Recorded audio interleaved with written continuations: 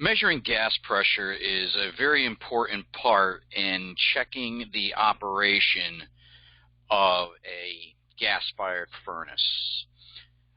We have several different types of gas manometers that are out there that will do exactly what we need them to do. But to measure gas pressure in the manifold, you must use the tap in the manifold or the gas valve outlet in order to get a manifold pressure. Okay, your tubing can also be slipped over one of the end of the burner orifices if the gas valve doesn't have a tap for you to actually plug in your gas meter to take a gas pressure reading. There are two devices that are commonly used to measure gas pressure. You have your spring gauge, or called a board-on tube. Board-on tube gauges are the most common types of spring gauges that are out there. Not only are they used to measure gas pressure, but they are also on your refrigeration gauges. Your refrigeration gauges are board-on tubes. They are basically nothing more than a hollow metal tube that is formed in a curve or an arc, and the pointer is connected to the closed end of the tube by means of levers. And then when pressure is applied through the open end of the tube, it tends to straighten out and then give us an actual reading. So as it straightens out, it moves the pointer along a round dial and shows your pressure reading.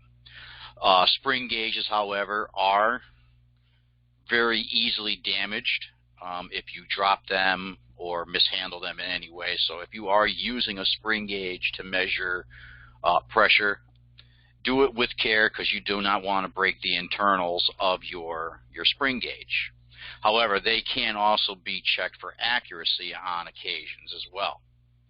The pressure gauge is connected to the manifold or the control, and the pressure is then indicated directly on the dial. Remember, in natural gas, we're looking for 3.5 inches of water column. Propane, we're looking for 11 inches of water column as manifold pressure when we are dealing with natural gas or propane on a gas-fired furnace. So depending on that pressure gauge, the reading may be expressed in PSI or inches of water column. So when you are using these gauges, please be careful and make sure that you are reading the correct column. Okay?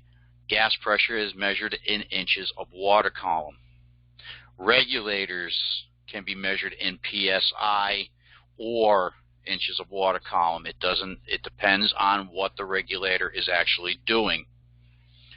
Your Utube manometer is another type of gas meter that we can use to see what's going on as far as gas pressure is concerned.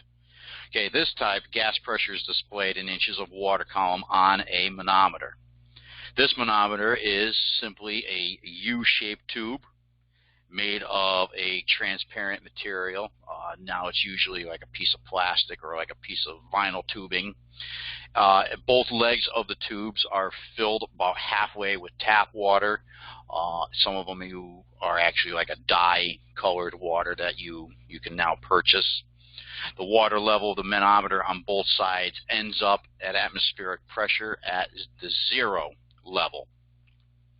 So if you were looking at the Utube manometer, this is what you would see. When the Utube manometer has no pressure being applied to it, the water level would stabilize and it would read 0. If it doesn't, you can actually adjust the center gauge so that it levels off with your water lines to zero out your manometer.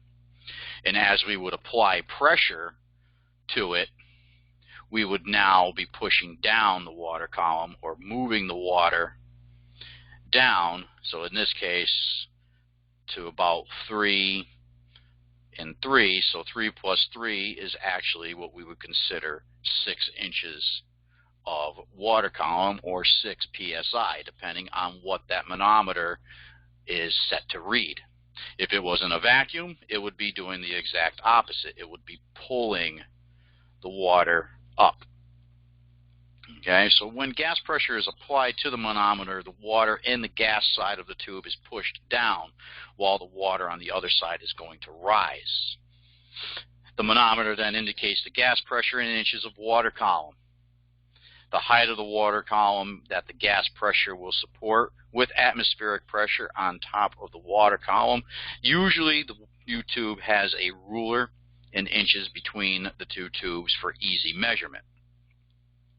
The scale readings extend above and below zero. So the pressure reading is obtained by adding the height of the water column above the 0 point and the distance below the 0 point.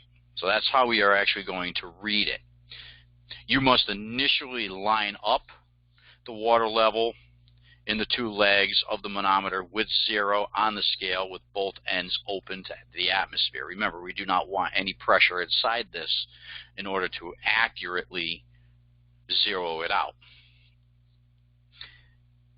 Newer stuff we have is obviously electronic manometers, which are much, much easier to use, and obviously is pretty much taking over the industry. Okay, it's all it is. It's a digital display. There are newer manometers that are electronic or gauge, and these are all replacing both the U-tube manometers on a lot of the service trucks. Remember, a U-tube manometer has water in it.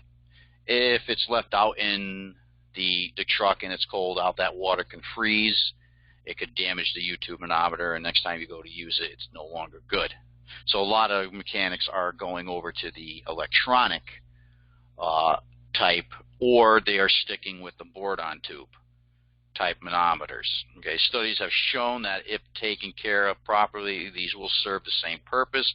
However, the U-tube is still probably one of the most accurate types of manometers out there. Okay, I know for me, for a fact, when I was out in the industry, I actually had all three. I had the U-tube manometer, I had my board-on, and I had a digital.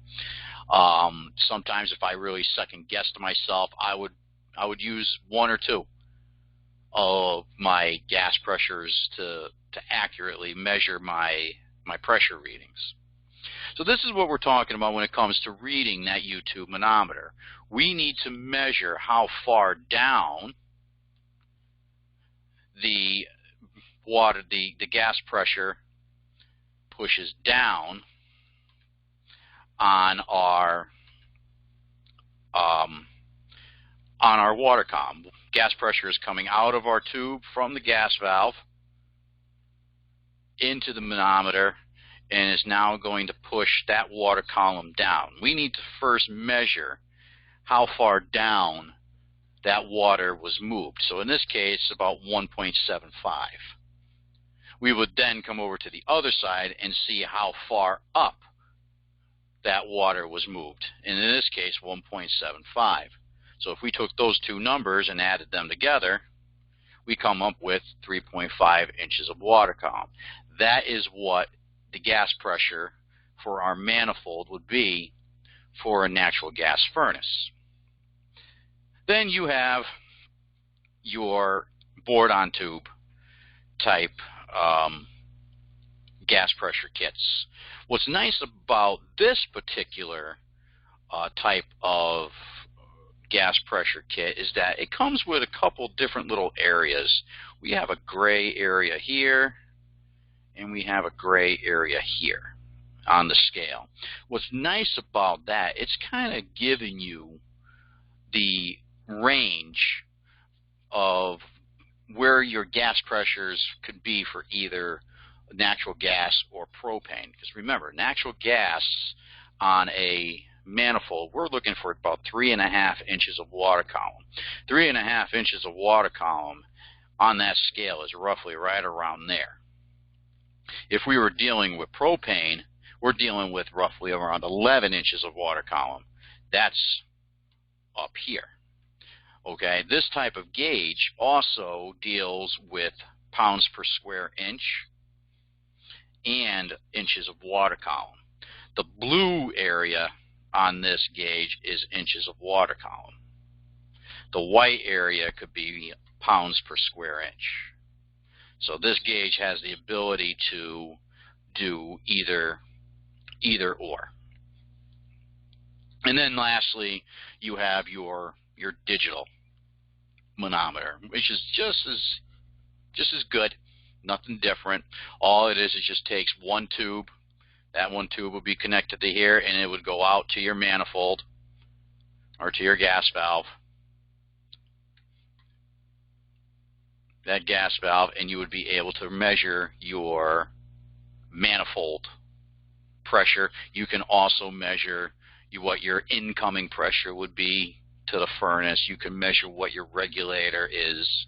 All three of these gas pressure measuring tools that we have, we can use it throughout the entire gas delivery system to see what everything is actually set for.